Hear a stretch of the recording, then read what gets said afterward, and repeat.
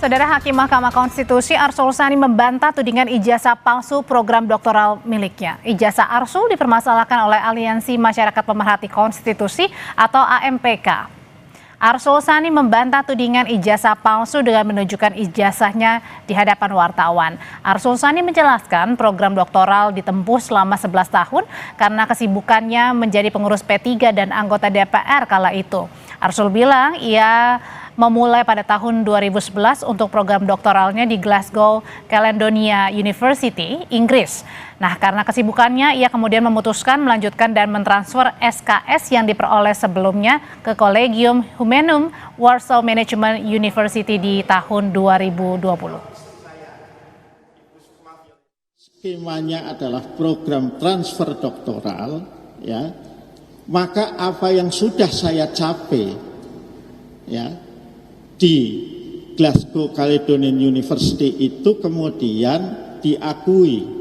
Di sanalah diberikan, ya, di sanalah diberikan ijazah asli itu. Ijazah itu saya copy, malah dibantu copy oleh KBRI dan kemudian saya legalisasi. Tadi legalisasi itulah yang saya pergunakan juga untuk melengkapi berkas administrasi ketika teman-teman di Komisi 3 sebagian itu mendorong saya untuk juga ikut proses seleksi Hakim Konstitusi itu. Dan melalui keterangan tertulis kepada Kompas TV, Ketua Majelis Kehormatan Mahkamah Konstitusi atau MK menyampaikan dugaan ijazah palsu Arsul Sani sedang dalam pemeriksaan. Wewenang kami adalah memeriksa ada tidaknya pelanggaran kode etik dan perilaku hakim, bukan ada tidaknya tindak pidana. Jumat kemarin, Aliansi Masyarakat Pemerhati Konstitusi AMPK melaporkan Arsul Sani ke Barreskrim Polri atas dugaan penggunaan ijazah palsu. AMPK melapor berbekal bukti pemberitaan pengusutan kasus kampus di Polandia, tempat Arsul Sani menyelesaikan studi doktoralnya.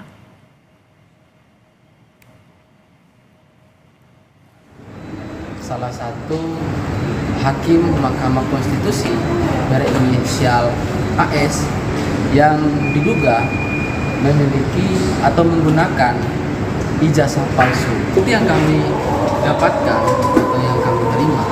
Salah satunya itu adalah pemberitaan terkait dengan penyelidikan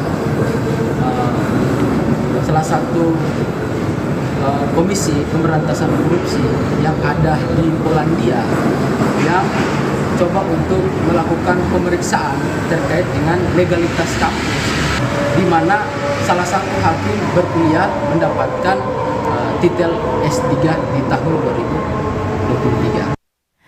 Pertanyaannya, apakah Barreskrim perlu memproses laporan soal ijazah Hakim MK Arsul Sani? Bagaimana juga menyelesaikan persoalan ijazah ini? Serta apa dampaknya untuk Mahkamah Konstitusi? Kita bahas bersama mantan anggota Komisi 3 DPR dari fraksi PDI Perjuangan, Trimedia Panjaitan. Selamat malam, Pak Trimet. Selamat malam, Mbak. Dan ada juga pakar hukum tata negara Universitas Mula Warman, Herdiansyah Hamzah. Selamat malam, Pak Herdi. Selamat malam, Mbak Audrey. Iya, saya mau ke Bang Trimet dulu.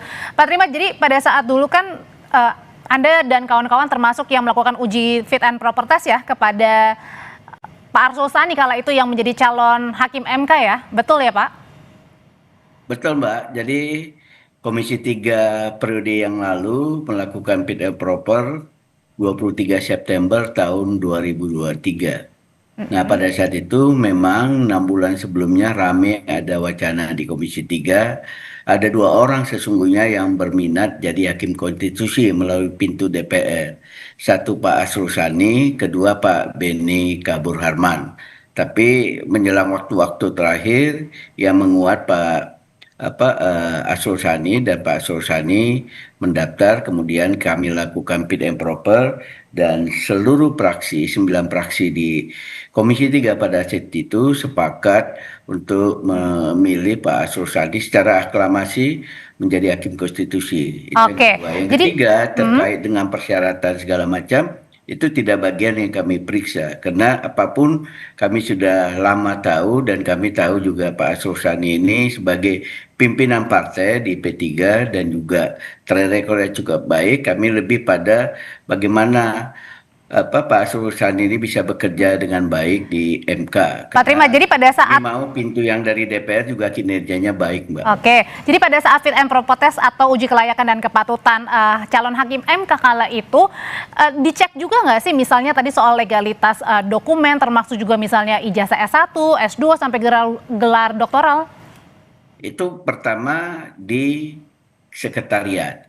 Pada saat mendaftarkan itu tentu Pak Arsul Sani sudah melengkapi termasuk soal pembayaran pajak, LHKPN, beliau sudah melengkapi itu dan memang pada saat awalnya, pada saat pendahuluannya sebelum pembuatan makalah itu dilakukan pengecekan di lintas praksi, Mbak. Tidak semua anggota Komisi 3 terlibat, pimpinan Komisi 3 dan Kapoksi kalau di DPR yang melihat perwakilan dari praksi-praksi yang melihat kelengkapan persyaratannya dan tidak ada yang berkomentar soal persyaratan, lebih pada apa visi misi yang dikembangkan oleh Pak Arsul Sani di MK nantinya. Jadi pada saat itu adalah sebatas hanya memberikan ya salinan dokumen saja yang diperlukan.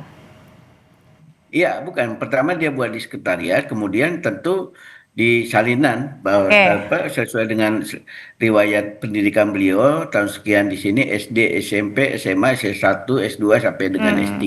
Kan tempo hari belum rame isu soal ijazah seperti ini, Pak.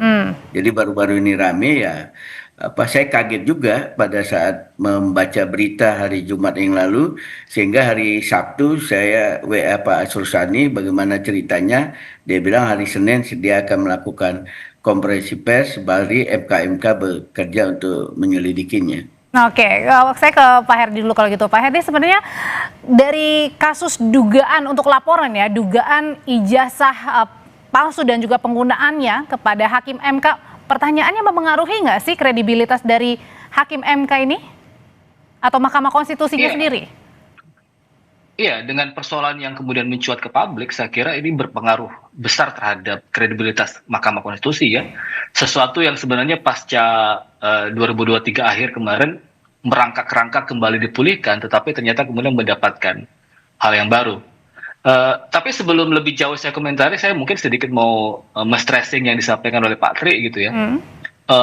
Inilah problemnya kalau kemudian kamar politik yang mengusulkan Hakim MK itu juga diisi oleh politisi. Kita nggak punya masa cooling off period gitu ya.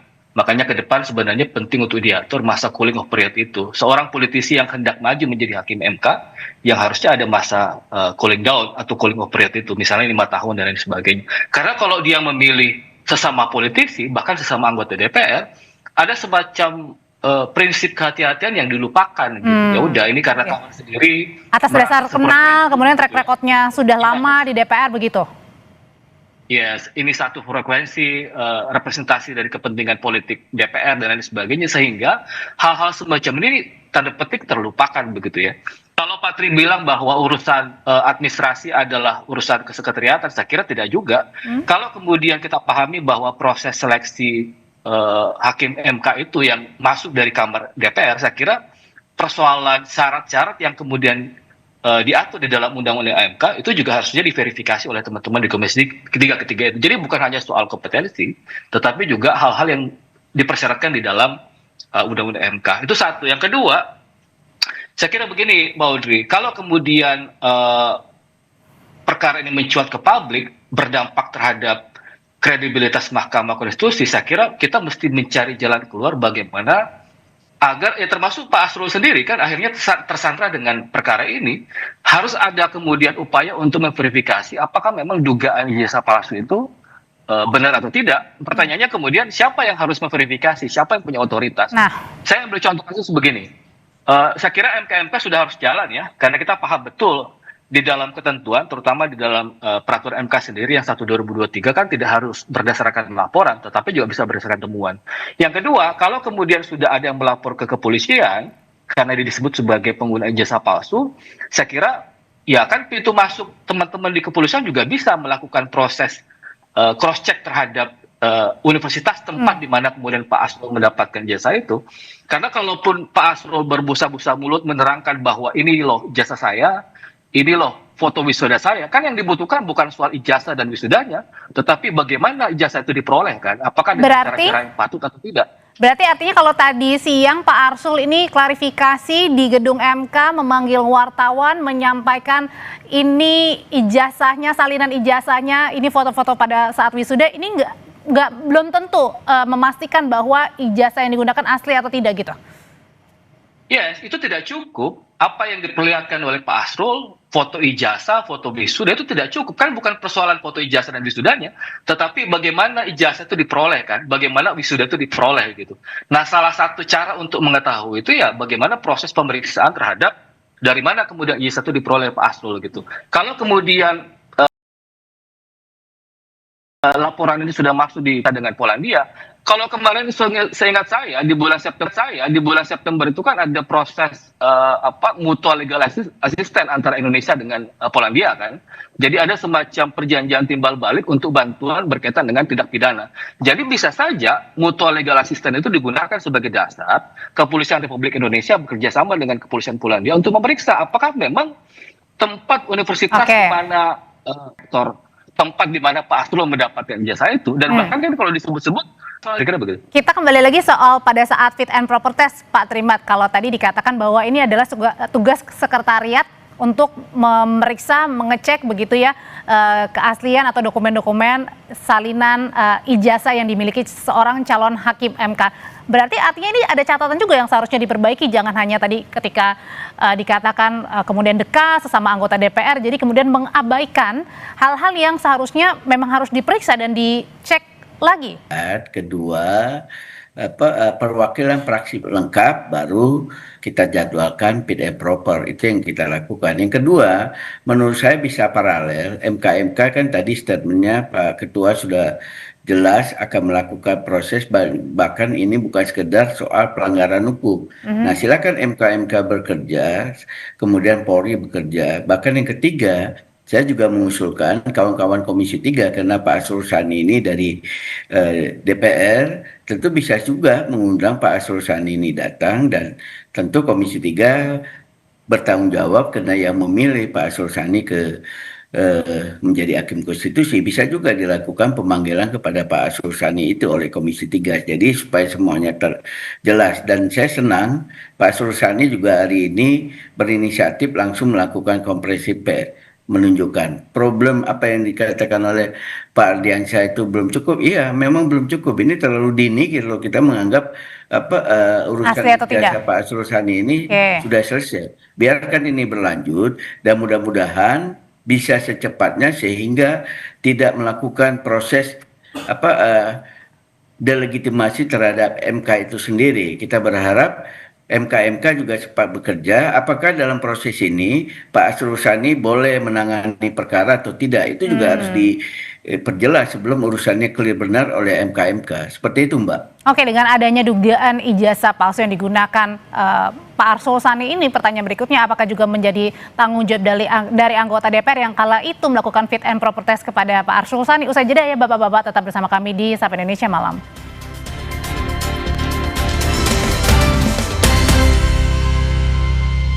Orang punya semangatnya masing-masing untuk memberikan yang terbaik.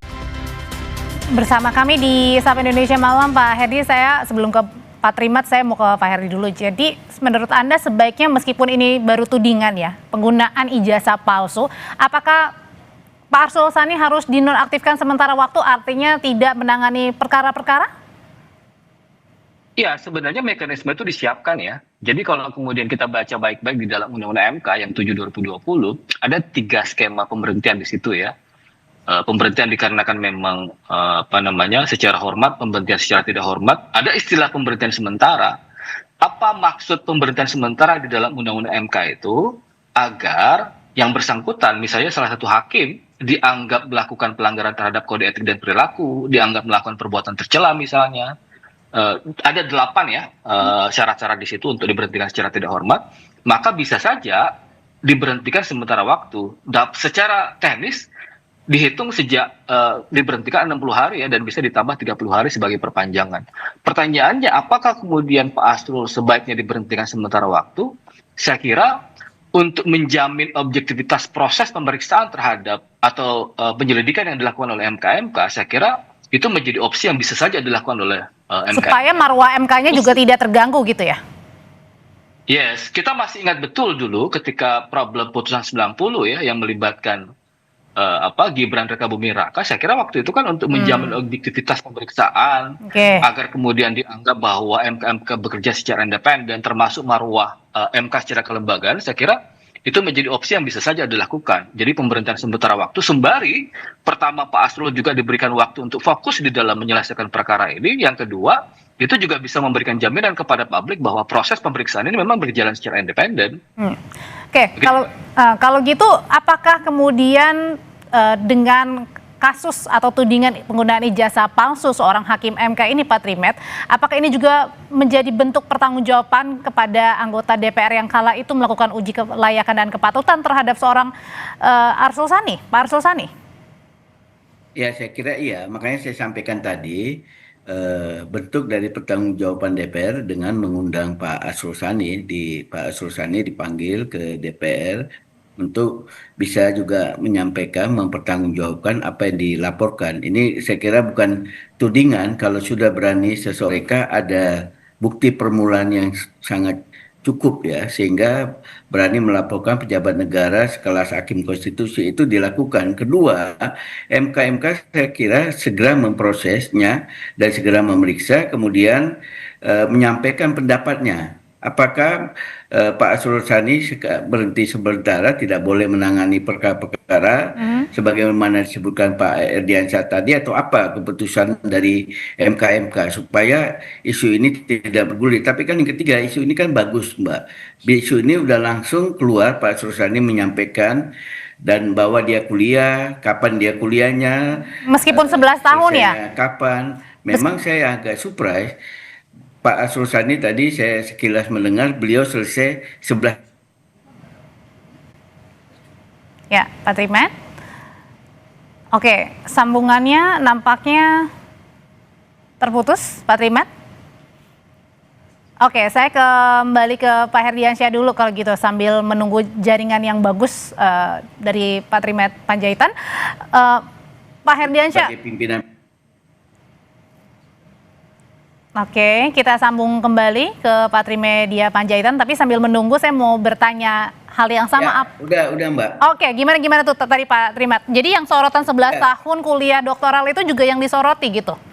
Iya, bagi saya pribadi sekaligus juga yang cukup mengenal Pak Arsul Sani, itu harus lebih detail lagi diceritakan. Nggak semata-mata soal kesibukan di DPR, kesibukan di partai. Memang di DPR sendiri Pak Arsul Sani ini sepanjang pengetahuan saya, selama kami mungkin 10 tahun di DPR, orang yang cukup tekun, serius, dan juga tingkat kehadirannya di gedung DPR maupun kunker-kunker itu luar biasa. Dan Pak Arsul Sani seringkali menjadi tim hukum DPR dalam memberikan pandangan dan pendapat di Mahkamah Konstitusi. Jadi itu lebih didetailkan lagi, dan itu bisa detail.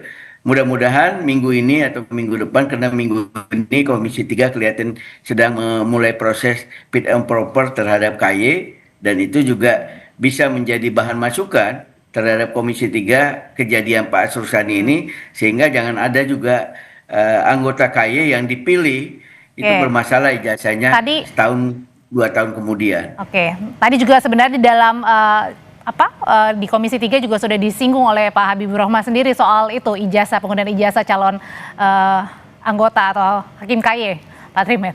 Oh, sudah tadi Mbak. Iya, ada singgung seperti itu. Dengan Pak Habibur Rahman ya. Oke, kembali lagi ke Pak Herdiansyah. Pak Herdiansyah, sebenarnya catatan kritikannya seperti apa sih, kalau tadi kan dari Pak Trimet atau mungkin kawan-kawan di anggota DPR sudah mengenal lama seorang Arsul Sani, kemudian juga rajin mengenalnya, lalu kemudian apa catatannya supaya tidak mengabaikan hal-hal yang memang atau prosedur-prosedur yang harus memang dilalui selayaknya calon-calon hakim MK? Iya, berkenal cukup lama, pembawaan yang saya tahu juga Pak Asrul tenang di dalam menyampaikan pendapat ya, karena bukan menjadi jaminan begitu ya. Seperti yang saya bilang tadi, pertama saya kira kritikan yang penting adalah bahwa karena proses politik yang menentukan usulan Pak Asrul sebagai calon hakim MK ketika itu, jangan kemudian kita menggampangkan semua persoalan, termasuk ketiadaan prinsip kehati-hatian di dalam memeriksa dokumen persyaratan Pak Asrul Sani. Kan sebenarnya ini reasonable ya, misalnya apakah mungkin Pak Asrul Sani memilih universitas di Polandia yang tempatnya cukup jauh, meskipun tadi alasannya ini karena pandemi, kuliah online dan lain sebagainya, tapi saya kira itu tetap mencurigakan begitu ya. Apalagi tadi disebut terkonfirmasi bahwa Pak Asrul kalau menghitung sejak dari Inggris kemudian pindah ke Polandia itu kira-kira 11 tahun begitu. Itu saya kira mencurigakan, dan Pak Asrul sendiri berkuliah di tempat yang tidak lazim gitu. Belum lagi misalnya kenapa tidak lazimnya? Yang mana nih bagiannya? Bukan hal yang lazim dituju sebagai tempat berkuliah kan? Apa jaraknya, kredibilitasnya?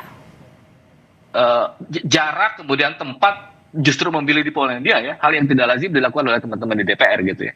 Kemudian yang berikutnya saya kira penting untuk memastikan bahwa antara proses persyaratan, dokumen-dokumen persyaratan itu menjadi bagian juga yang harusnya ditanyakan dan diperiksa oleh teman-teman di DPR. Jadi jangan karena persoalan satu frekuensi seperti yang saya bilang di awal, berkawan lama, kemudian kita menafikan hal-hal semacam ini. Jadi ini saya kira penting untuk dipastikan kalau kita bicara soal proses seleksi ke depannya. Ini seperti kalau kemudian proses ini karena alasan ada tanggung jawab moral, makanya kemudian penting memanggil Pak Asrul, ya memang ini terkesan asap mendahului api ya, artinya seharusnya proses itu sudah dilakukan sejak awal.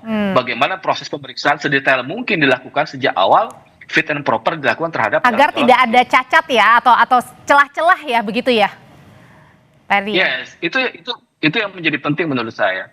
Yang kedua, saya kira catatan pentingnya adalah berkaitan dengan MK secara kelembagaan. Kenapa tadi saya bilang ada opsi memberhentikan sementara waktu kepada Pak Asrul Sani, karena ini bicara soal kepercayaan lembaga, ada semacam public trust yang dipertaruhkan begitu. Jangan karena nilai setitik rusak susu sebelanga kan. Makanya penting proses verifikasi terhadap dugaan pengguna ijazah palsu yang dituduhkan kepada Pak Asrul itu segera diverifikasi. Secara politik tadi usulan Pak Tri, ya Pak Asrul Sani misalnya dipanggil ke DPR kemudian ditanyakan kembali seperti apa prosesnya dan lain sebagainya. Tapi bagi saya sebenarnya kan yang paling penting adalah bagaimana memastikan bahwa ada rangkaian kejadian di Polandia di mana Komisi Anti Korupsi di Polandia, KPK-nya Polandia kemudian menangkap beberapa orang yang berkaitan dengan pengelolaan universitas dengan dugaan membisniskan ijazah dari universitas yang dimaksud, yang kebetulan tempat Pak Asrul Sani berkuliah di sana. Jadi rentetan peristiwa ini juga tidak bisa dipisahkan. Makanya saya bilang tadi bisa jadi misalnya karena ada laporan masuk di Kepolisian Republik Indonesia, maka apa yang saya sebut tadi dengan istilah mutual legal assistance itu, perjanjian timbal balik di dalam urusan tindak pidana itu bisa dilakukan dengan Kepolisian Polandia. Ya hitung-hitung teks lah hasil dari MLA itu ya, mutual legal assistance yang pernah dilakukan yang tidak jauh. Kalau Pak September kemarin. Kalau dari Pak Herdi sendiri artinya apakah harus tadi jalannya harus beriringan saja, misalnya yang diproses di soal tudingan itu di Barreskrim dengan yang di MK ini kan mengenai kode etik ya, apa itu harus berjalan bersamaan atau yang mana dulu harus dimulai dulu diselesaikan? Ya saya kira bisa bersamaan. Jadi teman-teman di MK memulai proses pemeriksaan penyelidikan yang berkaitan dengan dugaan pelanggaran etik itu, karena domainnya memang di MK adalah domain etik ya. Apakah misalnya Pak Asrul dianggap melakukan pelanggaran terhadap kode etik dan pedoman perilaku hakim, apakah misalnya dianggap melakukan perbuatan tercela ya. Karena perbuatan tercela itu kalau kita baca penjelasan di Undang-Undang MK adalah perbuatan yang berkaitan dengan pertaruhan martabat nama lembaga kan. Jadi bisa saja pintu masuk itu digunakan, proses pemeriksaannya bisa dilakukan secara bersamaan, MK jalan, tetapi proses konfirmasi apakah memang ada dugaan ijazah palsu yang digunakan di sana juga bisa dilakukan oleh aparat kepolisian. Bahkan secara politik tadi Pak Tri bilang, ya Pak Asrul bisa jadi dipanggil oleh DPR, meskipun ya harusnya itu ditempuh di awal proses seleksi di awal Pak Asrul Sani terpilih ya, tapi nggak apa-apa. Proses politik tetap harus dilakukan oleh Komisi 3. Setidak-tidaknya bagian dari pertanggungjawaban moral tempat di mana kemudian Pak Asrul Sani diusulkan sebagai hakim MK ketika itu. Oke, kita lihat Gitu, Mbak. nanti apa keputusan dari MK dan termasuk juga MK. Terima kasih untuk pandangannya Pak Nah, ini Ardiansyah. memang, Mbak, Oke, Mbak, boleh. ini baru Silakan, Pak. pertama kali terjadi di DPR. Yang kami pilih apakah pimpinan KPK, kemudian Hakim Agung, sampai dengan Hakim Konstitusi dan yang lain-lain yang melalui pintu Komisi 3, peristiwa dipersoalkan ijazahnya. Jadi ini pelajaran dan catatan yang baik bagi Komisi 3 untuk lebih hati-hati. Saya setuju pendapat itu karena belum terjadi isu-isu soal ijazah-ijazah palsu ini. Ke depan soal ijazah memang harus menjadi concern yang tinggi bagi DPR sendiri. Tidak hanya di Komisi 3 saya kira, tapi Komisi 1 sampai dengan 13 yang melakukan fit and proper. Oke. Seperti itu, Mbak. Oke, sudah kita tangkap. Iya. Terima kasih. Terima kasih, Pak Trimat. Kalau gitu. Saya kira bukan kali ini saja, Pak Tri. Kemarin juga pengganti Pak Arief itu bahkan tidak ada proses seleksi secara terbuka gitu ya. Itu juga yang kita sayangkan. Jadi sebenarnya teman-teman Bukan, maksudnya soal ijazah, Pak. Soal ijazah, Oh, soal ijazahnya. Berarti artinya Oke, itu Pak Tri. Pak Heri juga setuju ya tadi ya kalau soal kedepannya sebenarnya harus lebih selektif lagi, bukan hanya sekedar ya syarat formalitas, tapi itu betul-betul harus diteliti, diperiksa ya benar apa enggak ijazahnya gitu ya. Yes, betul. Jadi on the track harus berjalan dengan prinsip-prinsip. Oke. Kira-kira begitu, Mbak. Oke, terima kasih Pak Hedi, terima kasih juga Pak Trimas. Selamat malam Bapak-bapak semua.